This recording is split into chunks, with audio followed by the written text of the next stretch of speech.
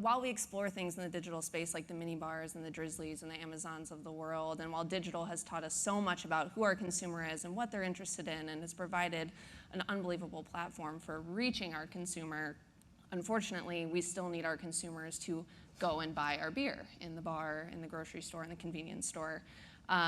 So the intersection of digital and the physical world for us is of extreme importance because it provides us a new channel to reach our consumer with all the data we've collected, using the intelligence that the digital space has to offer, with still reaching our consumer while they're walking down the street and could go purchase our product.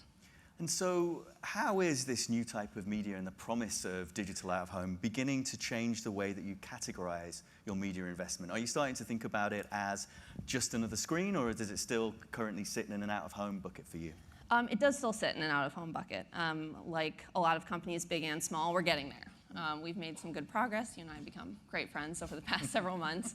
But they are still separate. I think there is a lot of intelligence that's going into, we ran a test campaign earlier with a platform called Vistar, which was we bought digitally, programmatically, out of home for the first time. And that was kind of a combination of media and digital efforts. So we're recognizing that as we make advancements in this space, we're going to have to change the way our budgets are set up and our teams are set up so that we can operate across all platforms, and we have people that are subject matter experts in all, but we're getting there.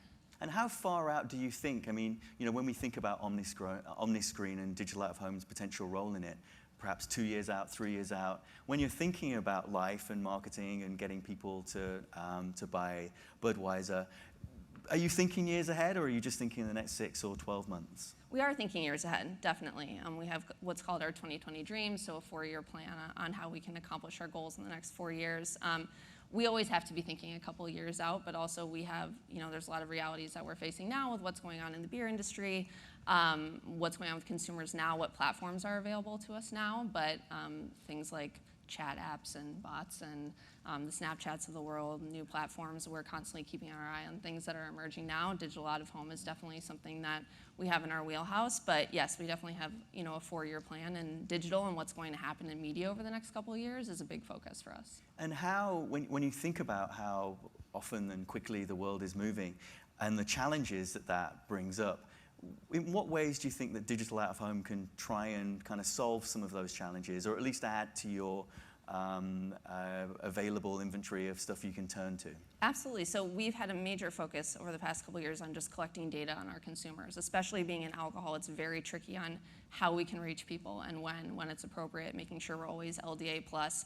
So we've spent the past couple of years collecting a tremendous amount of data on who these people are and making sure they're in our target. And now we're looking for different outlets. We have the social medias, we have all of our online channels where we can communicate with our audience, and we happen to think we're pretty good at it at this point. But now being able to use things like out-of-home, programmatic TV, as that's up and coming, addressable TV, where we can use this data to make all of our screens more effective and make sure we're really reaching that consumer is very appealing to us.